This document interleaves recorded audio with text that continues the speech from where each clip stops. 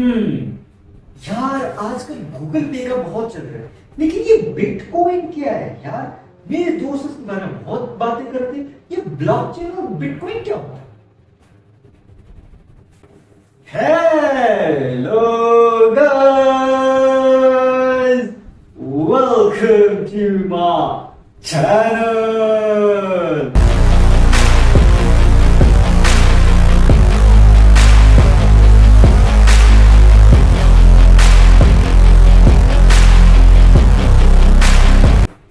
हाँ जी, so guys की हाल चाल।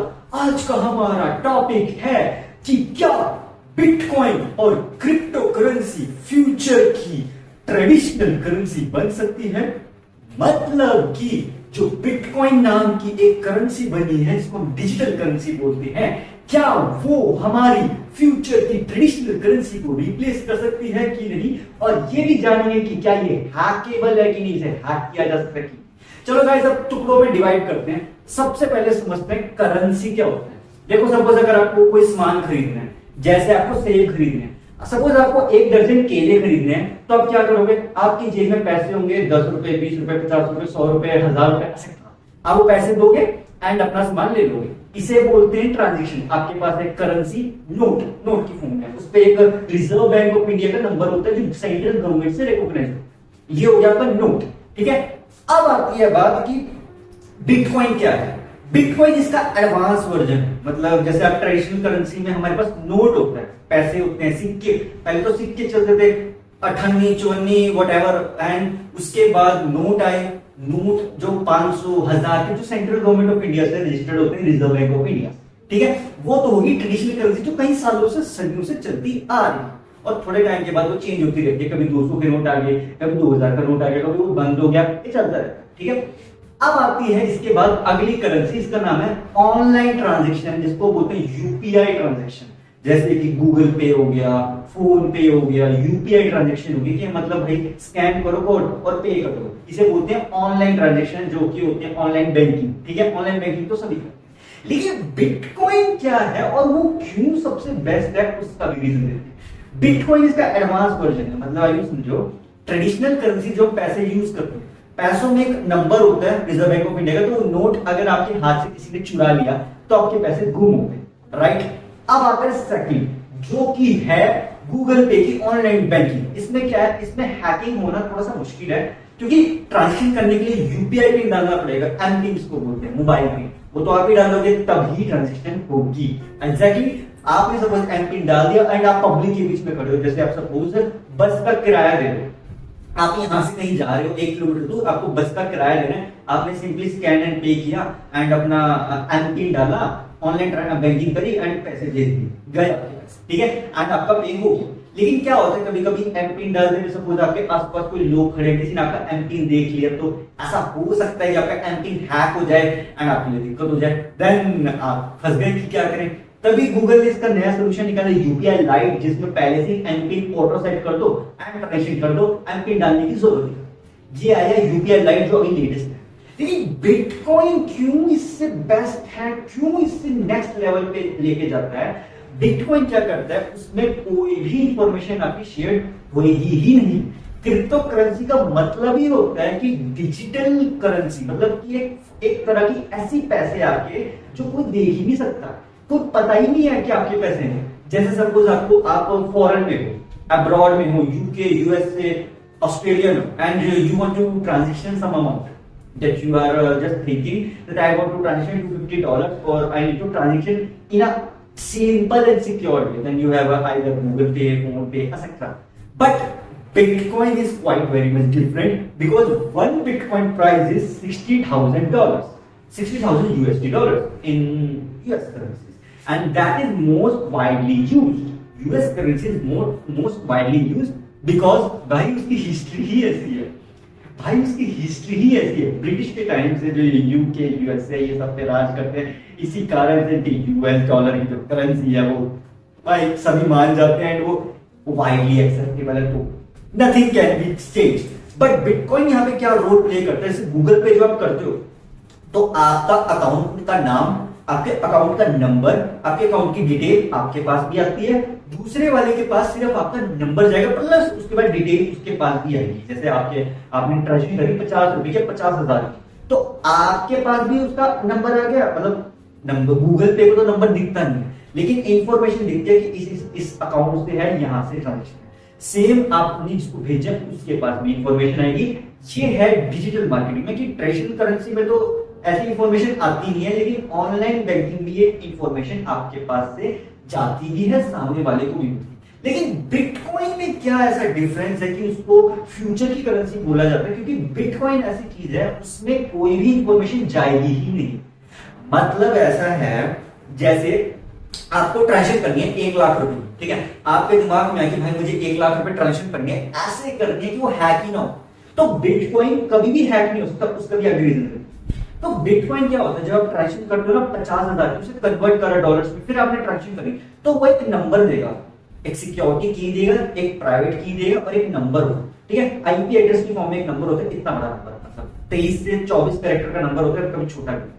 अब वो नंबर आ गया, अब वो नंबर सिस्टम बाय सिस्टम ऐसे चलेगा, ब्लॉक बाय ब्लॉक। ब्लॉकचेन का मतलब होता है कि ब्लॉक बाय ब्लॉक आपकी ट्रांजेक्शन हो रही है, मतलब आपके पैसे ट्रांसफर हो रहे हैं ब्लॉक बाय ब्लॉक, मतलब system by system, infinite systems हैं, बीच में अनलिमिटेड सिस्टम है।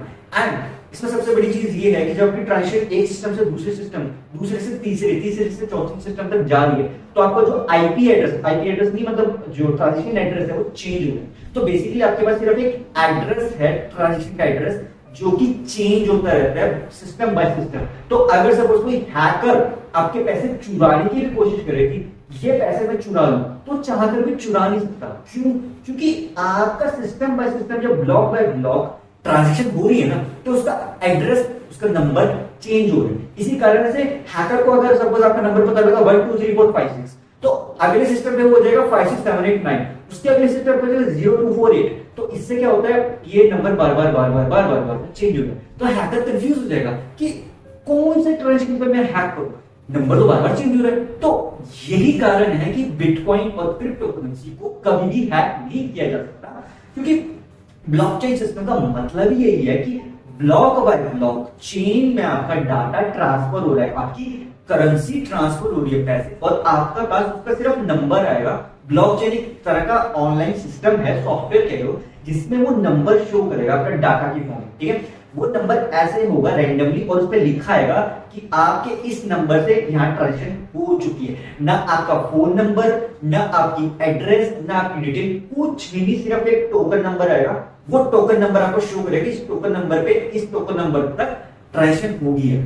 और बताता हूं सिक्योरिटी फीचर क्या है। इसमें सिक्योरिटी फीचर ये है, इसमें प्राइवेट की मिलेगी। जैसे सपोज आपकी तिजोरी है, आपकी तिजोरी की चाबी है, स्पेसिफिक चाबी है, और वो चाबी या तो आपके पास होगी या आपके किसी चाहने वाले के पास होगी। तो सेम ब्लॉकचेन में ऐसा होता है कि सपोज आपको वो ट्रांजेक्शन को चेकआउट करना है कि हुई है कंप्लीट की नहीं, तो आपको एक प्राइवेट की होगी, छोटी सी प्राइवेट की, हर बार वो रैंडमली चेंज होती है। तो प्राइवेट की आप डालो, आपके पास एनक्रिप्टेड फॉर्म में रहेगी। किसी भी CoinDesk हो गया, bitcoin.com, किसी भी प्लेटफॉर्म से आप करोगे, CoinDCX हो गया, कुबेर हो गया, बहुत सारे, तो वहां पे वो शो करेगी। OctaFS हो गया, तो वहां पे वो प्राइवेट की जब तक आप नहीं डालोगे तब तक आप भी नहीं एक्सेस कर सकते हो अपना खुद की ट्रांजेक्शन। आपको खुद ही नहीं पता चलेगा कि अपनी ट्रांजेक्शन हो रही है कि नहीं। बिना प्राइवेट की, बिना उस चाबी के आप कुछ कर नहीं सकते। वो चाबी बेसिकली एक नंबर है, अल्फाबेटिक न्यूमेरिक फॉर्म में एक नंबर है, या फिर आप इसे सेंटेंस फॉर्म में डाल सकते हो। सिक्योरिटी के लिए, सेफ्टी के लिए वो ऐसे डिजाइन कर सकते हो कि आप एक सिक्योरिटी की डाल दो, सिक्योरिटी क्वेश्चन डाल दो, जो सिर्फ आपको पता है एंड वो सामने वाले को नहीं पता। आपने उसे एक्सेस किया एंड आपने वो की जिसके पास भेज रहे हो। जैसे सपोज मैं भेज रहा हूं अपने दोस्त के पास, तो मैं अपने दोस्त को जब तक वो चाबी नहीं दूंगा तब तक वो भी एक्सेस नहीं कर सकता अमाउंट। तो वो प्राइवेट की मैं दूंगा तभी उसे पता चलेगा, ऐसे उसे भी नहीं पता, मुझे भी नहीं पता। अगर सपोज मैं अपनी प्राइवेट की भूल गया तो भाई ये आपकी गलती है, फिर आपको कोई ना कोई सोल्यूशन ढूंढना पड़ेगा, क्योंकि बिटकॉइन को इस कदर ही बनाया गया है कि आप खुद भी एक्सेस तब तक नहीं कर सकते जब तक आपके पास एक प्राइवेट की एक चाबी ना हो। अगर आपके पास वो चाबी है तो आप वो अमाउंट भी एक्सेस कर सकते हो, वो ट्रांजेक्शन भी पता चल जाएगी। जस्ट इमेजिन करो ऐसी ट्रांजेक्शन सिस्टम जहां पे सेंडर और रेसिपिएंट, यानी कि सेंडर यानी कि मैं और मेरे दोस्त, हम दोनों को भी नहीं पता कि वो कहां से ट्रांजेक्शन हो रही है, जब तक प्राइवेट की नहीं डालेंगे तब तक हमें भी नहीं पता चलेगा। तो यही से अंदाजा लगा लो ना, जब जो भेज रहा हो उसे ही नहीं पता चलेगा तो और को तो क्या ही पता चलेगा। इसी कारण से बिटकॉइन को फ्यूचर करेंसी कहा गया है, क्योंकि पेटीएम करके जो एक प्लेटफॉर्म था, पेटीएम जो बहुत पेटीएम करो तना तना ऐसे करके चला था, तो वो प्लेटफॉर्म में सबसे बड़ी दिक्कत यही थी कि उसमें बहुत सारे लोग इलीगल ट्रांजेक्शन कर रहे थे और फंस रहे थे। इसी कारण से उसके जो ट्रांजेक्शन में प्रॉब्लम आ रही थी। इसी कारण से गूगल पे आया। गूगल पे ने अपना इनिशिएटिव लिया कि हम सिक्योरिटी देंगे ट्रांजेक्शन में, कि भाई पता ही नहीं चलेगा, ना नंबर पता चलेगा ना कोई डिटेल, वो सिर्फ आपको पता है सामने वाले का। लेकिन बिटकॉइन जो उसका नेक्स्ट लेवल है, उसमें भाई एड्रेस सिर्फ, ना कोई इंफॉर्मेशन, कुछ भी नहीं जाएगा, सिर्फ एक टोकन नंबर, एक प्राइवेट की, दैट्स इट। एक प्राइवेट की आपके पास, प्राइवेट की डाल दो, टोकन नंबर देखो एंड टोकन नंबर वहां डालो, आपको पता चल जाएगा कि ट्रांजेक्शन हुई है कि नहीं। इसमें टाइम भी लगता है, लेकिन इसमें एक डिफॉल्ट है, मतलब एक इशू है। ट्रेडिशनल करेंसी में क्या है कि हम बड़े अमाउंट को ट्रांसफर नहीं कर सकते, क्योंकि इश्यूज आ सकते हैं। जैसे सपोज आपको लाखों रुपए की ट्रांजेक्शन करनी है, आप नहीं कर सकते ट्रेडिशनल करेंसी में, क्योंकि कोई भी सोचेगा भाई मेरे लाखों रुपए कहां से आ गए। अगर आपको करोड़ों की करनी है तब तो और बड़ी मुसीबत है, तब तो इनकम टैक्स वाला आपके पीछे पड़ जाएंगे। इनकम टैक्स वाले को मिले भाई इसके पास पैसे हैं एंड मतलब कुछ तो गड़बड़ है। 1 करोड़ रुपए की ट्रांजेक्शन कर रहे, कहां से कर रहे ट्रांजेक्शन। इसी कारण से गवर्नमेंट ने इस पे एक सिक्योरिटी इश्यूज, इनकम टैक्स को बनाया गया कि पता तो चले ट्रांजेक्शन कहां से कर रहे, कहां से कमा रहे अपने पैसे, लाखों करोड़ों रुपए कहां से कमा रहे हैं। तो ये है एक ट्रेडिशनल करेंसी का डिफॉल्ट। इसी कारण से ऑनलाइन ट्रांजेक्शन आई है यूपीआई बैंकिंग। लेकिन भाई यूपीआई बैंकिंग में भी एक इशू है। वो इशू ये है कि आप यूपीआई बैंकिंग में बड़े अमाउंट ट्रांजेक्शन कर ही नहीं सकते। एक लिमिट है ट्रांजेक्शन की 2 लाख या 3 लाख, वैसे तो 2 लाख है, किसी भी बैंक की लिमिट 2 लाख से ऊपर आप ट्रांजेक्शन कर ही नहीं सकते। अगर आप लोगों को 20 लाख की ट्रांजेक्शन करनी है, आप नहीं कर सकते यूपीआई बैंकिंग से, वो लिमिट ही नहीं है। अगर आप करोगे आपको जीएसटी भरना पड़ेगा, टैक्स भरना पड़ेगा एक्स्ट्रा, एंड जब वो जीएसटी भरोगे तो भाई वो एक्स्ट्रा पैसे आपके वहां बैंक में जाएंगे, आप गवर्नमेंट में जाएंगे, तो आपके पास कम ट्रांजेक्शन अमाउंट बचेगा। इसी के लिए बिटकॉइन को लाया गया। और बिटकॉइन के ना मैं बता रहा हूं, जैसे ट्रेडिशनल करेंसी तो reserve bank of India control करता है, सेंट्रल गवर्नमेंट है जो ट्रेडिशनल करेंसी को कंट्रोल करती है। यूपीआई बैंकिंग में क्या है कि वो एक प्राइवेट कंपनी है। मतलब आप यूं समझ लो कि आपकी जो ट्रेडिशनल करेंसी है, 20 रुपए का, 40 रुपए का, 50 रुपए का जो नोट है, 40 रुपए का नोट नहीं होता, सॉरी 50 रुपए का नोट है, वो एक ट्रेडिशनल करेंसी है जो सेंट्रल गवर्नमेंट से रजिस्टर्ड है। ठीक है। यूपीआई बैंकिंग जो ऑनलाइन ट्रांजेक्शन है वो एक प्राइवेट कंपनी के थ्रू रजिस्टर्ड, की जो गूगल पे है, गूगल कंपनी है, वो एक प्राइवेट कंपनी है। ठीक है, उसके अराउंड वो रजिस्टर्ड है। ठीक है, लेकिन बिटकॉइन किसी सेंट्रल गवर्नमेंट, किसी प्राइवेट गवर्नमेंट, किसी के रोल में है ही नहीं।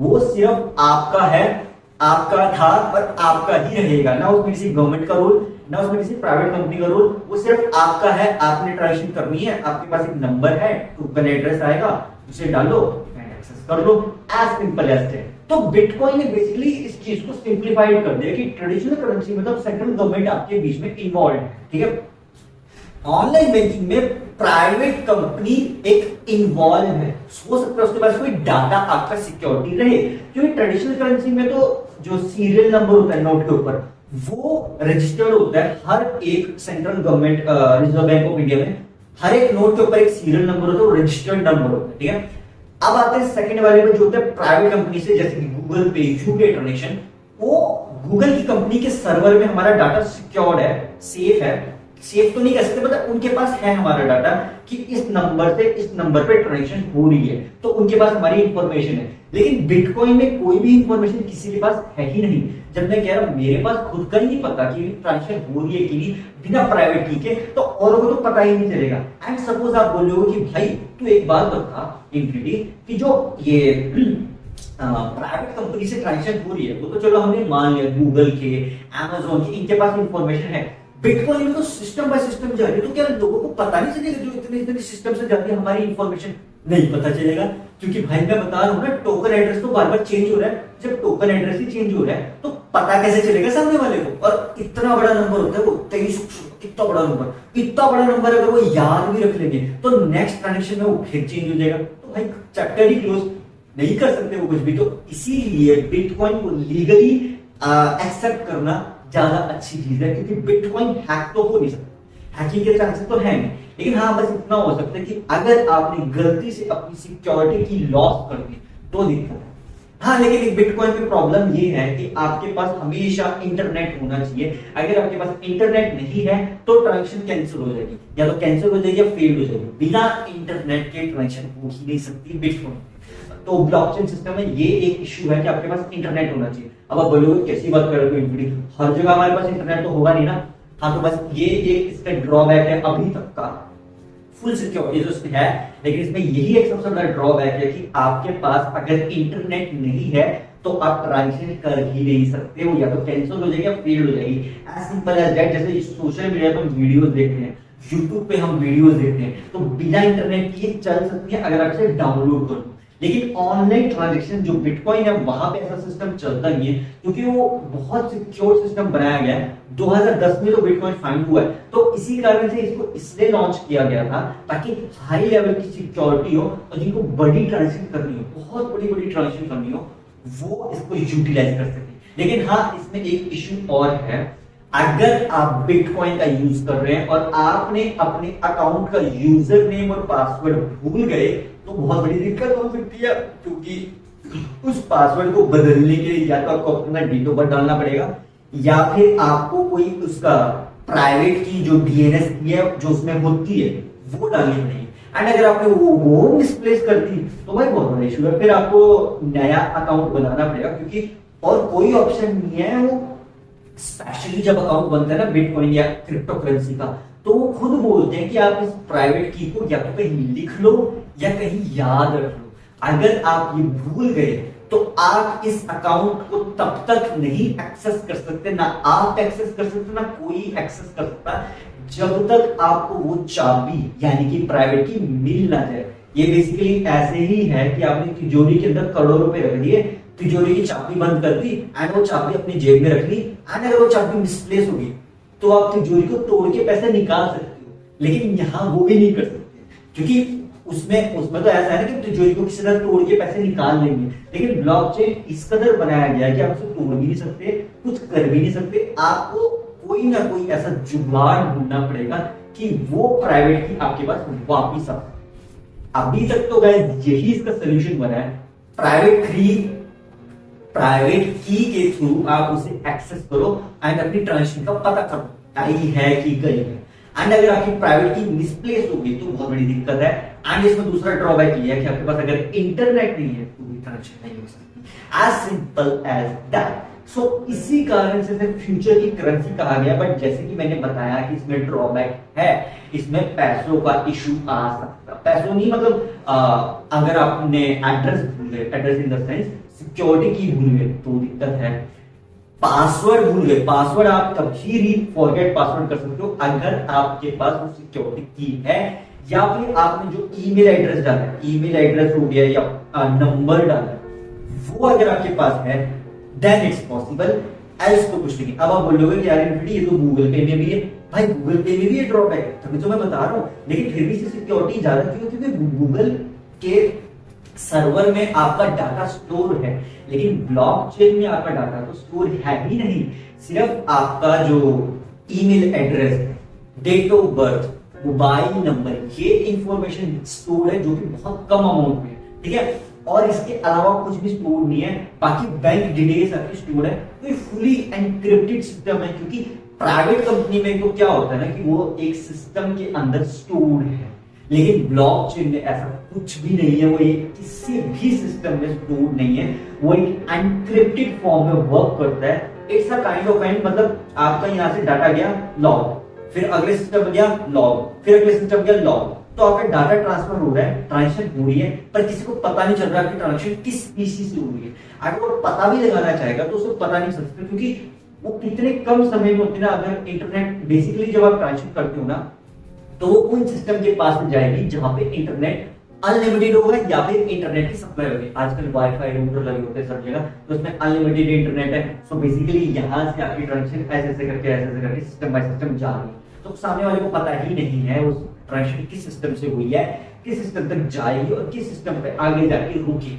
एंड में जाके जब कंप्लीट हो जाती है तो आपको दिखता है कि आपकी transaction has been completed. And फिर आप जिसको सेंडर तो आप वही रिसिपेंट को आप कॉल करके या इंफॉर्मेशन से पूछ सकते हो कि हाँ भाई पैसे आ गए कि नहीं। हाँ अगर वो बोले हाँ भाई पैसे आ गए then okay, if it not then it matters.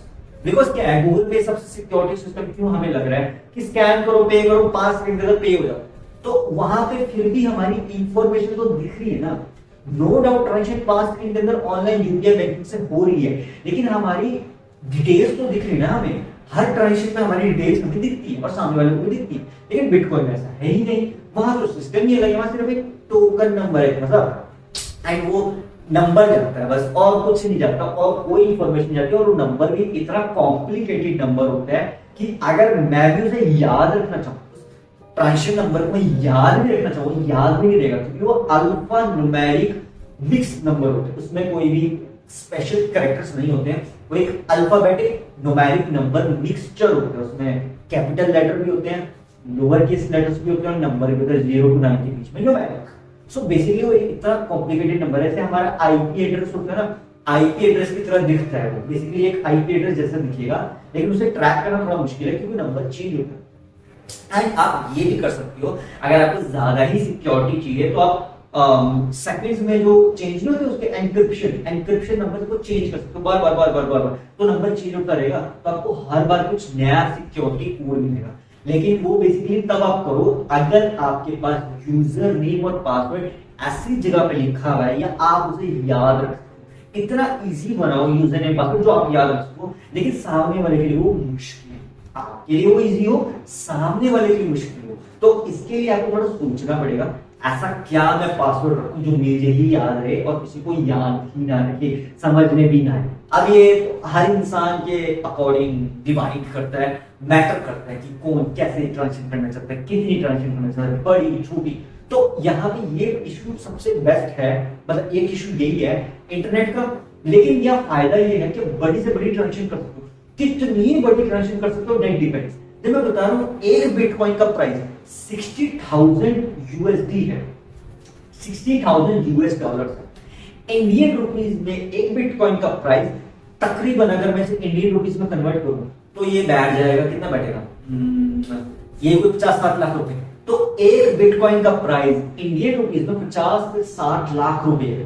तो इतने में तो भाई अब कुछ हो सकता है, लेकिन बिटकॉइन के लिए जो माइनिंग करी जाती है, mining in the sense bitcoin कमाने के लिए जो तरीके अपनाए जाते हैं वो बहुत टफ है, क्योंकि बिटकॉइन के लिए आपको कंटिन्यूअस इंटरनेट चाहिए, कंटिन्यूअस सिस्टम चाहिए, तभी जाके आप बिटकॉइन कमा सकते हैं। लेकिन एक बिटकॉइन निकालने के लिए आपको 10 अक्षरों तक जाना पड़ेगा।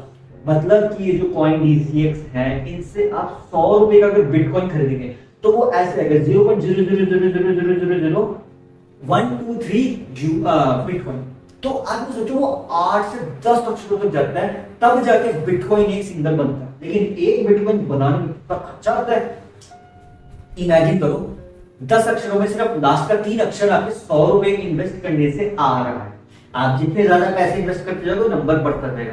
तो ये नंबर पूरा जब जुड़ेगा तब जाके वो एक बिटकॉइन काउंट हो।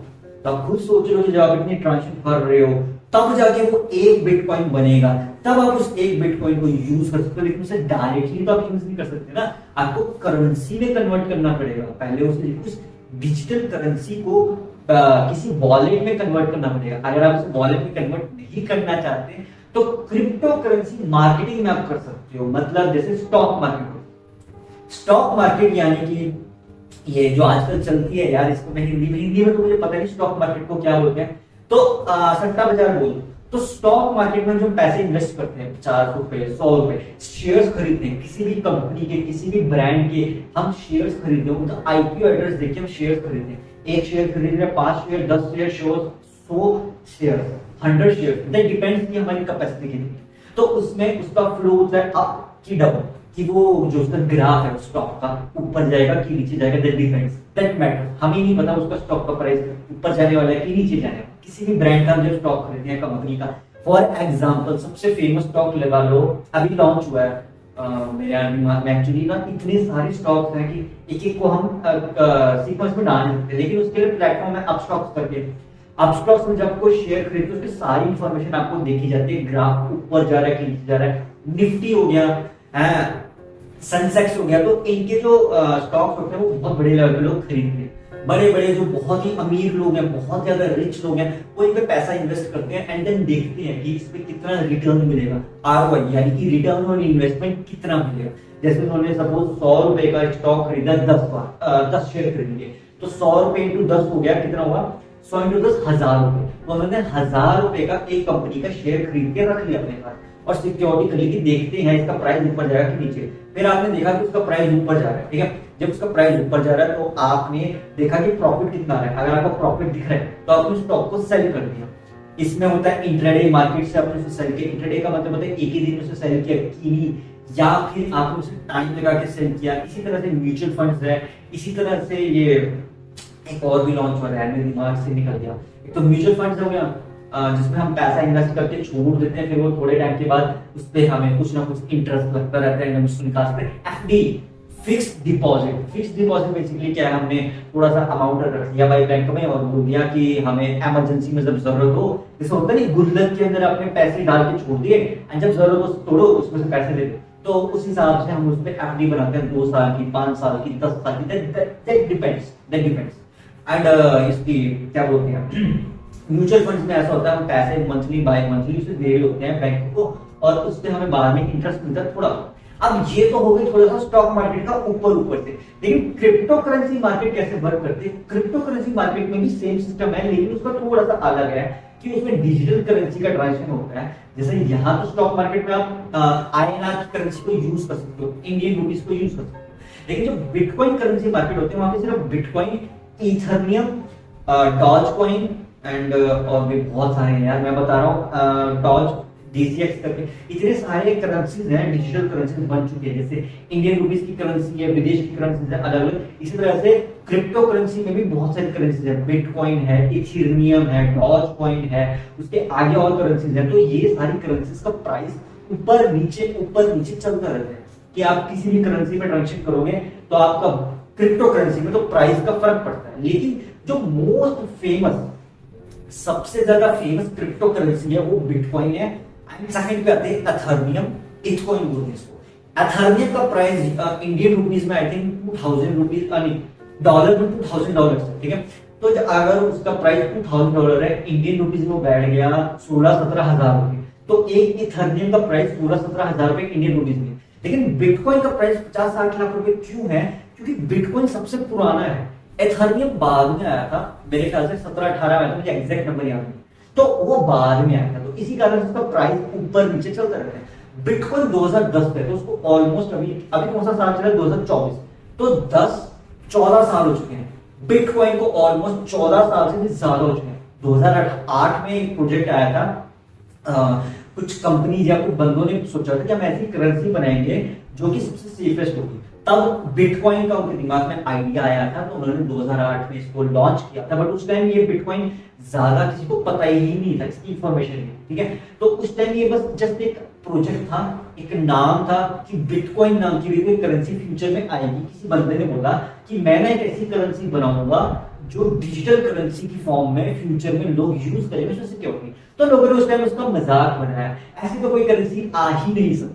तो अब अगर यही देखा जाए इसमें एग्जांपल, तो गूगल पे का जो ऑनलाइन यूपीआई ट्रांजैक्शन है, इसके लिए भी एक सॉफ्टवेयर बनाया गया था। उन्होंने ये बोला था हम एक ऐसी ट्रांजैक्शन लेके आएंगे कि लोग इंटरनेट के थ्रू ट्रांजैक्शन कर पाएंगे। तो लोगों ने बोला अबे ऐसा थोड़ी हो सकता है यार, हमारे पास में ट्रेडिशनल करेंसी है, 50 रुपए के नोट ही चलेंगे। फिर थोड़े टाइम के बाद ये जब लॉन्च हुआ यूपीआई वाला, पेटीएम के थ्रू एक बंदे ने स्टार्टअप को स्टार्ट किया, तो उसको ग्रो कर गया, फेमस हो गया, देन फिर गूगल ने भी ये अपना लॉन्च कर दिया। ऐसे चलता है बिजनेस। अब आते हैं बिटकॉइन पे। बिटकॉइन का आइडिया भी सेम ऐसे प्रपोज किया था कुछ लोगों ने, हम एक ऐसी करेंसी लेके आएंगे जिसमें लोगों की इंफॉर्मेशन भी दी जाएगी। तो ये बिटकॉइन का आइडिया यूपीआई ट्रांजैक्शन से भी पुराना है। तो आप आज के टाइम में देख सकते हो कि बिटकॉइन क्रिप्टो करेंसी कितना कितना कितना ज्यादा फेमस हो चुका है। क्यों फेमस हुआ, क्योंकि वो फेमस भी स्टार्ट हुआ था कोविड में। कोविड के टाइम पे हम बाहर तो जा नहीं सकते थे, कहीं भी नहीं जा सकते थे, तो हम घर में बैठे थे। लॉकडाउन हुआ था ना जब कोविड के टाइम, जब लॉकडाउन हुआ तो भाई सब घर में ट्रांजैक्शन करनी है, तो यूपीआई ट्रांजैक्शन कर रहे थे। लेकिन बिटकॉइन तब भी लोगों को पता नहीं था। तो जब लोग घर में ही बैठे थे, खाली बैठे थे, इंटरनेट तो था उनके पास, अनलिमिटेड वाईफाई था, तो उन्होंने यूट्यूब पे देखा क्रिप्टो करेंसी की वीडियोस। एंड तब एक टीवी शो फेमस हुआ था, क्या नाम है, ओटीटी प्लेटफॉर्म पे उसका नाम है the big boom. Harshad Mehta का नाम आपने सुना होगा, जो इंडिया का सबसे अमीर इंसान था, स्टॉक मार्केट की दुनिया का गॉडफादर है। तो वो बंदा इतना अर्न कर चुका था, मतलब जो विदेश की सबसे बड़ा बैंक है ना, सबसे बड़ा बैंक गवर्नमेंट का, उसमें भी टॉप में जितने भी अमीर लोग हैं ना, उसमें आई थिंक उसका अकाउंट का नाम सबसे टॉप की लिस्ट में आता है। And Harshad Mehta I think so 1980 के टाइम, हाँ 1980 1990 के टाइम पे खरबपति था, मतलब खरबपति तो नहीं कहते, करोड़पति था। यूं समझ लो कि अमिताभ बच्चन 1990 के टाइम में क्या फेमस था, किस नाम से, द एंग्री यंग मैन, ठीक है, वो सबसे फेमस था। लेकिन हर्षद मेहता स्टॉक मार्केट का अमिताभ बच्चन कहते थे उसे, इतना ज्यादा फेमस था वो कि अगर वो कह देता था कि इस स्टॉक में पैसे इन्वेस्ट करो, वो ग्रो करेगा, वो ग्रो करता था, चाहे कैसे भी करे, पता नहीं भाई। तो लोगों ने उसको भगवान मान लिया, वाह ये कैसे कर रहा है भाई, ऐसी कैसी कैलकुलेशन करता है वो। तो ये कैलकुलेशन कैसे कर रहा है, उसके बाद टीम थी, बहुत बड़ी टीम थी, वो सारे आपस में मैनेज करते। सो अब ये एग्जांपल मैं क्यों दे रहा हूँ, उस समय हर्षद मेहता के टाइम पे स्टॉक मार्केट ग्रो कर रहा था, लेकिन इतना ग्रो नहीं किया था। हर्षद मेहता का पैसा बहुत लगा, तो ऑब्वियसली बात है, इनकम टैक्स वालों ने पूछा, भाई साहब आपके पास इतना पैसा आ कहां से है? तो हर्षद मेहता ने सारे प्रूफ दिखा दिए, ये लो भाई यहाँ से। और लोगों को, मतलब जो गवर्नमेंट एम्प्लॉइज है, हैरान मान के, इसके पास सारे प्रूफ है ट्रांजेक्शन की, कैसे कर रहा है। लेकिन उस समय इसके हमारे पास सिर्फ स्टॉक मार्केट के बारे में थोड़ी बहुत इंफॉर्मेशन थी, लेकिन हमें ज्यादा नहीं पता। लेकिन 2010 आई थिंक हर्षद मेहता उससे पहले उसकी की हो गया था, वो 1990 के टाइम। तो अब आप ये सोच के देखो, यही इंफॉर्मेशन जो हर्षद मेहता को स्टॉक के बारे में पता, ठीक है। तो जो विदेश में स्टार्टअप होते हैं बहुत सारे, वहां पे लोगों ने स्टॉक मार्केट के बारे में पता ही था, काफी सालों से पता था स्टॉक मार्केट के बारे में। तो उन्होंने और सोचा कि यार और कोई ट्रांजेक्शन का जरिया निकाला जाए, स्टॉक में तो पैसा में इन्वेस्ट कर देंगे, लाख रुपए करोड़ रुपए, डूबते हैं उगते हैं, वो नहीं है, वो चलता रहता है। लेकिन फिर एक आइडिया प्रपोज हुआ, जब कंप्यूटर साइंस, कंप्यूटर की दुनिया से हमें जानकारी मिली, तब हमें ग्रोथ हुई यूपीआई बैंकिंग की। जब कोडिंग वगैरह बहुत सिंपल होने लगी, तब ग्रोथ होने लगी यूपीआई बैंकिंग की। एक सॉफ्टवेयर बनाया किसी विदेश के बंदे ने कि मैं ऐसी ट्रांजेक्शन करूंगा, ऑनलाइन ट्रांजेक्शन से कहते हैं यूपीआई बैंकिंग, कि बैंक से पैसा ट्रांसफर हो जाए, हमें जाने की जरूरत ही ना पड़े, हमें सिर्फ स्कैन करना पड़े क्यूआर कोड। हाँ, इसमें दिक्कत ये है कि ट्रेडिशनल करेंसी के लिए आपको पैसे देने के लिए जाना पड़ेगा, खुद जाना पड़ेगा। लेकिन ऑनलाइन बैंकिंग में क्या है, आप अपना नंबर दे दो, यूपीआई आईडी, एंड आपकी ट्रांजेक्शन हो जाए। एंड उसमें बीच में अगर क्यूआर कोड है दैट। लेकिन बिटकॉइन में क्या है, वहां पे सिर्फ एक टोकन एड्रेस है, आपको वो नंबर डालना है, अपने आप ऑटोमेटिकली अपनी ट्रांजेक्शन हो जाएगी। आपको ना डन करना है ना रिजेक्ट करना है, हाँ बस एक्सेप्ट करना है कि आप पैसे ट्रांसफर करना चाहते हो कि नहीं, यस या नो। आपने यस किया, आपकी ट्रांजेक्शन ऑटोमेटिकली टाइम पे एक हो जाएगी, स्पेसिफिक टाइम पे हो जाएगी। जब सिस्टम बाय सिस्टम वो पहुंच जाएगी ना, जिसको आपको पैसे भेजने हो चले जाएंगे, एंड दिस सिस्टम कंप्लीट हो जाएगा। लेकिन इसमें एक इशू ये है कि अगर आपने किसी कारणवश उस कमांड को रिजेक्ट कर दिया और बाद में आपको लगा बाई मिस्टेक हो गया, तो वो ट्रांजेक्शन फेल हो जाएगी, रुक जाएगी, तो कटेंगे नहीं पैसे। लेकिन कभी कभी ऐसा होता है कि यूपीआई बैंकिंग में पैसे जब ट्रांसफर होते हैं कट भी जाते हैं एंड आपको रिटर्न भी नहीं मिलते। लेकिन बिटकॉइन में ऐसा नहीं है, वो इंस्टेंट रिटर्न हो जाते हैं, क्योंकि बिटकॉइन बनाया ही इस ढंग से गया है कि उनको पता है कि अगर आपने ट्रांजेक्शन कैंसिल करी है, कोई ना कोई रीजन होगा उसके पीछे, तो ट्रांजेक्शन वापस ऑटोमेटिकली आपके पास रिटर्न हो जाती है। इसी कारण से बिटकॉइन को सबसे सिक्योर बोला जाता है क्रिप्टो करेंसी में, क्योंकि आपकी ट्रांजेक्शन, आपके पैसे आपके पास वापस आ जाएंगे, रुकेंगे नहीं, कहीं नहीं जाएंगे, वो वापस आ जाएंगे, क्योंकि सिस्टम बाय सिस्टम चल रहा होता है। इट्स लाइक जैसे यूट्यूब वीडियो की जब एडिटिंग करी जाती है यूट्यूब की, तो वीडियो की एडिटिंग प्रोसेसिंग होती है ऐसे करके 10%, 20%, 50%। अगर आपने कैंसिल कर दी तो वो आपकी ट्रांजेक्शन, मतलब उसकी जो प्रोसेसिंग है वो फेल हो जाएगी, एंड वो जो वीडियो है वो आईडी नहीं, तो वही की वही है, मतलब वीडियो देखी वही, काम भी कुछ नहीं हुआ और नुकसान भी कुछ नहीं हुआ। और इसमें सबसे बड़ा बेनिफिट ये है कि आपको इसमें कोई भी यूपीआई आईडी की इंफॉर्मेशन डालने की जरूरत ही नहीं है, आपको सिर्फ एक सिक्योरिटी की डालने की जरूरत है। एक बार आपने सिक्योरिटी की डाल दी, आपको फिर बताने की भी जरूरत है, आपको सिर्फ इतना बोलना है, हाँ भाई मैं बिटकॉइन भेज रहा हूँ, 2 बिटकॉइन भेज रहा हूँ या 3 बिटकॉइन भेज रहा हूँ, ये रहा मैंने डाल दिया, ट्रांजेक्शन हो जाएंगे। तो उसने बोल दिया ओके ठीक है बाय, इतनी बात करिए आपने, ऑटोमेटिकली अपने टाइम पे वो हो जाएगी एंड आपको फिर इंफॉर्मेशन आ जाएगी, कांग्रेचुलेशन आपकी बिटकॉइन की करेंसी उस अकाउंट मतलब उस आईपी एड्रेस या उस टोकन एड्रेस पे जा चुकी है। आप चाहे तो आप एक्सेस करके देख सकते हैं, आपने उसे एक्सेस किया एंड आपको पता चल जाएगा। ब्लॉकचेन मैनेजमेंट सिस्टम क्या होता है? ब्लॉकचेन मैनेजमेंट सिस्टम एक पीसीएफ सॉफ्टवेयर में आप देख सकते हो कि आपका टोकन एड्रेस जो है इस समय स्टार्ट हुआ था एंड इस समय उस दूसरे टोकन एड्रेस तक आपके पैसे ट्रांसफर हो चुके हैं एंड सेम ऐसे आपके पास डाटा रहेगा sequence by sequence, sequence by sequence, बहुत सारे लोगों का डाटा होता है कि आप कितनी बिटकॉइन ट्रांसफर करते हैं, दैट डिपेंड्स। लेकिन अभी भी क्रिप्टो करेंसी फ्यूचर की करेंसी है, क्योंकि देखो यार इंडिया की पॉपुलेशन आई थिंक 1.45 बिलियन है, 1.47 बिलियन है एंड ऑलमोस्ट पूरी वर्ल्ड की पॉपुलेशन 8 बिलियन है, 8.1 बिलियन। तो इतने लोगों में से कितने लोग ट्रेडिशनल करेंसी में फंसे हुए हैं, कितने लोग यूपीआई यूज कर रहे हैं, कितने लोग क्रिप्टो करेंसी यूज करते हैं, हमें नहीं पता। क्योंकि देखो ट्रेडिशनल करेंसी तो सदियों से है, ट्रेडिशनल करेंसी तो सदियों से है। ऑनलाइन बैंकिंग का सिस्टम कुछ साल पहले आया, लेकिन वो काफी साल हो चुके हैं उसको, आई थिंक बहुत टाइम बीत चुका है ऑनलाइन ट्रांजैक्शन सिस्टम को। लेकिन बिटकॉइन तो अभी अभी लॉन्च हुआ है, 2010 में तो उसका आइडिया आया था, लेकिन बिटकॉइन को असली पॉपुलैरिटी कोविड के टाइम पे थी।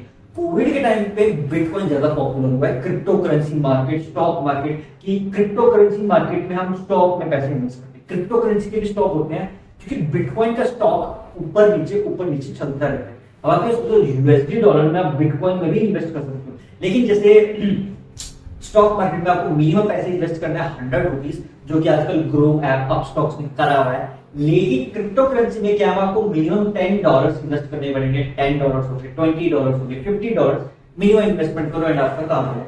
आजकल तो गाइस एआई इतना ज्यादा एडवांस हो चुका है कि आप एआई के थ्रू भी क्रिप्टो करेंसी स्टॉक मार्केटिंग कर सकते हो। मिनिमम इन्वेस्टमेंट करो $10 की एंड एआई के थ्रू एक सिमुलेशन सिस्टम पे डाल दो एंड एआई को बोल दो कि अपने आप डिसाइड कर ले कि मेरा स्टॉक ऊपर जाएगा कि नीचे एंड मुझे बता दे। एंड एआई अपने दिमाग से सोच के आपको इंफॉर्मेशन देगा कि ऐसे ऐसे करके ट्रांजैक्शन हो चुकी है। आप उसमें एक स्टॉप एंड लॉस का सिस्टम डाल सकते हो कि मिनिमम आपने लिमिट डाल दी। लिमिट इन द सेंस जैसे इंटरनेट की डाटा लिमिट होती है ना, कि आपने किसी को रूट वाईफाई का कनेक्शन दिया कि मिनिमम 1 जीबी से ज्यादा आपका डाटा यूज नहीं करेगा। अगर उसने आपका 1 जीबी से ज्यादा यूज किया, आपका हॉटस्पॉट ऑफ हो जाएगा। सेम आप जब ट्रांजैक्शन करोगे क्रिप्टो करेंसी की एआई फॉर्म में, तो वहां पे आप ये कर सकते हो कि आप लिमिट डाल दो कि मेरे सिर्फ मिनिमम आज की पूरे दिन में सिर्फ 1000 यूएसडी करेंसी मुझे इन्वेस्ट करनी है। $1000 भी मुझे इन्वेस्ट करने से ज्यादा मुझे इन्वेस्ट करने ही नहीं है, चाहे फायदा हो चाहे नुकसान हो, मुझे फर्क नहीं पड़ता। मुझे सिर्फ $1000 या $500 ही इन्वेस्ट करने। मैंने कर दिया स्टार्ट, सुबह 9:30 बजे मार्केट खुलती है स्टॉक मार्केट की, आपने लगा दिया भाई कि हाँ भाई चल इसको शुरू। एआई अपने दिमाग से करता रहेगा, आप इतना और कोई काम करके आ सकते हो जो भी आपको जरूरी काम, एंड एआई अपने दिमाग से करता रहेगा एंड जब उसे दिखेगा कि 500 रुपए कंप्लीट हो गए, वो वही मुझेगा। इट्स लाइक अ वीडियो की तरह। यूट्यूब वीडियो आपने प्ले करी, 10 मिनट हो गए, आप अपने आप उसे रोक दोगे, लेकिन यहाँ आप रोक लो, एआई अपने आप उसे रोक देगा अपने हिसाब से सोल्यूशन सोच के कि कितना मुझे कहाँ इन्वेस्ट करना है। एआई अपने दिमाग से दिमाग लगाएगा एंड जब उसे दिखेगा कि $500 कंप्लीट हो चुके हैं, वो वहीं पे स्टॉप कर देगा। अब उस बीच में आपका लॉस होगा कि प्रॉफिट को आपको दिख जाएगा एंड जब आप वापस आओगे तो आप ये देख सकते हो कि आपका प्रॉफिट हुआ है कि लॉस। अब यहाँ पे बेनिफिट ये है कि एक इंसान, हम इंसानों से गलतियां हो सकती हैं, लेकिन एआई से गलतियां नहीं होती, क्योंकि एआई बनाया ही इस ढंग से गया है कि उससे मिस्टेक होने के चांसेस बहुत कम है। मतलब ये समझ लो, अगर आपसे कोई मिस्टेक हुई ट्रांजैक्शन में तो वो आपकी गलती है, लेकिन अगर एआई से मिस्टेक होगी तो वो एआई की गलती है। लेकिन एआई में हम एरर्स को फाइंड आउट कर सकते हैं। आज के टाइम में एआई एडवांस हो चुका है, लेकिन इतना भी एडवांस नहीं हुआ कि वो गलतियां ना करे। एआई गलतियां कर रहा है, इसी कारण से ये जो बिटकॉइन की क्रिप्टो करेंसी मार्केट है, ये आज के टाइम में बूम कर रही है, क्योंकि जो लेटेस्ट बड़े बड़े ट्रेडर्स हैं, मार्केटर्स हैं, जो बहुत बड़े लेवल पे बैठे हैं, जैसे हम तो, मैं तो बात कर रहा हूँ सिर्फ लाख रुपए की, जो बड़े बड़े ब्रांड्स हैं जो खरबों रुपए की ट्रांजैक्शन करते हैं बहुत बड़े लेवल पे, तो उनको ऐसे टूल्स की जरूरत पड़ती है। इनको बोला जाता है AI trading system, algorithm trading, algo trading बोल सकते हैं, जो आज के टाइम में बहुत बहुत बहुत ज्यादा फेमस हो रही है, बहुत ज्यादा ट्रेंडिंग टॉपिक है। एल्गो ट्रेडिंग क्या होता है? अगर आपको एल्गो ट्रेडिंग के बारे में इंफॉर्मेशन है, बिटकॉइन के बारे में इंफॉर्मेशन है, क्रिप्टो करेंसी के बारे में इंफॉर्मेशन है कि वो कैसे ट्रांजेक्शन करी जाती है, कैसे उसको यूज किया जाता है, एंड अगर आप एल्गो ट्रेडिंग से कोई सिमुलेशन सिस्टम बना सकते हो तो भाई साहब को जॉब भी मिल सकती है, आपकी प्लेसमेंट तक हो सकती है, क्योंकि ये अभी बहुत इंपॉर्टेंट और यूं समझ लो ट्रेंडिंग टॉपिक है। जो जैसे यूट्यूब पे आपका वीडियो बनाओ, इंस्टाग्राम पे रील्स बनाओ, तो ट्रेंडिंग में अगर आप रील्स पे बनाओगे एकदम वीडियो आपकी बूस्ट करती है ना, व्यूज मिल जाते हैं। इसे वैसे बिजनेस के व्यू में जो क्रिप्टो करेंसी का टॉपिक है वो कोविड के टाइम से बूम कर रहा है। 2020 से लेके आई थिंक तब बैन हुआ था ये लॉकडाउन, मतलब अप्रैल नहीं मार्च 2020। तो अब समझ लो इसका ग्रोथ ओटीटी प्लेटफॉर्म के बाद नवंबर 2020 से लेके अभी करंटली कौन सा महीना चल रहा है, सितंबर 2024 है। 4 साल पूरे होने को आए क्रिप्टो करेंसी की मार्केट को grow grow grow grow grow grow ऐसे बढ़ रहा है, मतलब बिजली की रफ्तार से बढ़ रहा है। इतने ज्यादा लोग इसके पीछे पागल हो जा रहे हैं कि क्या है बिटकॉइन, क्या है क्रिप्टो करेंसी, कैसे ट्रांजेक्शन करते हैं, कैसे ये कैसे वो। तो इसमें गलतियां बहुत, तो इसी कारण से अगर आप कभी भी बिटकॉइन या क्रिप्टो करेंसी के बारे में जाने तो एक बार आप या तो YouTube से देख लें या आप गूगल करें कि क्रिप्टो करेंसी आखिर होता क्या है, बिटकॉइन आखिर होता क्या है, ताकि आपके पैसे गलत जगह पे ना जाएं, आपसे कोई मिस्टेक ना हो जाए जिसके लिए आपको बाद में पछताना पड़े। पछतावा करने से अच्छा रिसर्च कर लो, खुद पता कर लो कि क्रिप्टो करेंसी क्या है, बिटकॉइन क्या है। बाकी अगर आपने मेरे पॉडकास्ट देख रहे हो तो आपको समझ आ ही गया होगा कि बिटकॉइन बेसिकली डिजिटल करेंसी है जिसमें ट्रेडिशनल फॉर्म का एडवांस वर्जन है, जहां पे आप पैसे ट्रांसफर करते हो लेकिन आपकी कोई भी इंफॉर्मेशन शेयर नहीं होती। अब एट लास्ट में सम अप करता हूं सारे पॉडकास्ट को, लास्ट में बताता हूं कि हमने आज के पॉडकास्ट में क्या सीखा था। हमने ये पता किया कि जो ट्रेडिशनल करेंसी है उसकी इंफॉर्मेशन सेंट्रल गवर्नमेंट तक रहती है सीरियल नंबर की फॉर्म में, एंड उसके बाद अगर आपका नोट खो गया तो आप कुछ नहीं कर सकते, ठीक है। सेकंड आता है कैटेगरीज को बोलते हैं ऑनलाइन यूपीआई बैंकिंग सिस्टम, जहां पे आप ट्रांजेक्शन करते हो ऑनलाइन इंटरनेट की मदद से। यहाँ पे आपको इंटरनेट की जरूरत है एंड आपकी ट्रांजेक्शन हो जाएगी, लेकिन यहाँ एक दिक्कत ये है कि आपकी इंफॉर्मेशन तो जाएगी और सिस्टम में भी आपकी इंफॉर्मेशन स्टोर रहेगी, सेंडर और रिसिपेंट। लास्ट जो है बिटकॉइन, जो फ्यूचर करेंसी है, यहां पे आपकी कोई भी इंफॉर्मेशन ना स्टोर होगी ना जाएगी, सिर्फ आपका एक टोकन एड्रेस की फॉर्म में एक नंबर स्टोर होगा ब्लॉकचेन सॉफ्टवेयर में, एंड वो नंबर सिर्फ आपको दिखाएगा कि आपकी ट्रांजेक्शन एक्सेप्ट हुई है कि रिजेक्ट हुई है, दैट्स इट। हाँ, बस इतना है कि यूपीआई में और बिटकॉइन में दोनों में इंटरनेट की तो रिक्वायरमेंट है। अब देखो अगर आप यूपीआई बैंकिंग लेके आए हो इंटरनेट की, तो ऑब्वियस सी बात है ना, ब्लॉकचेन भी तो इंटरनेट से चलेगा। अब अगर इंटरनेट का ही आप कह रहे हो कि प्रॉब्लम बनेगा, ऐसे तो भाई एआई जो चलती है, एआई भी इंटरनेट से काम करती है। ऑफलाइन एआई मिली है कहीं पे? अभी तक ऑफलाइन एआई नहीं है, अभी तक सिर्फ जो एआई है वो इंटरनेट वाली एआई है। गूगल की जो जेमिनी है, गूगल जेमिनी एआई भी इंटरनेट के थ्रू ही चलेगी। इंटरनेट बंद कर दो, ऑफलाइन एआई तक नहीं आई है। आज के टाइम में जो रोबोट्स हैं, जो रोबोट्स डेवलप करे जा रहे हैं यूएस में, बॉस्टन में, वॉशिंगटन डीसी में, तो वो रोबोट्स जो हैं जर्मनी में, वो रोबोट्स भी अभी ऑनलाइन इंटरनेट के थ्रू ही एआई को एक्सेस कर सकते हैं। इसको बोलते हैं वीक एआई। अभी तक एजीआई नहीं आया है, एडवांस आर्टिफिशियल जनरल इंटेलिजेंस। अभी एजीआई क्या है, एएसआई क्या है, तो एआई क्या है, इसके ऊपर मैं सेपरेट पॉडकास्ट बनाऊंगा, इसमें आपको समझाऊंगा एआई क्या है, एजीआई क्या है, एएसआई क्या है। सिर्फ मैं ऊपर ऊपर से बता देता हूँ। एआई का मतलब होता है आर्टिफिशियल इंटेलिजेंस, एजीआई का मतलब होता है आर्टिफिशियल जनरल इंटेलिजेंस, एएसआई का मतलब होता है आर्टिफिशियल सुपर इंटेलिजेंस। अभी में क्या है वेरिएशन, क्या फर्क है, वो तो अगले पॉडकास्ट में आपको पता ही चलेगा। अगर आपको इस पॉडकास्ट में गाइस कुछ सीखने को मिला हो तो इस पॉडकास्ट को लाइक और शेयर करना, मेरे चैनल को सब्सक्राइब करना। Thanks for watching. मिलते हैं नेक्स्ट पॉडकास्ट में, तब तक के लिए stay fit and stay healthy. Bye bye.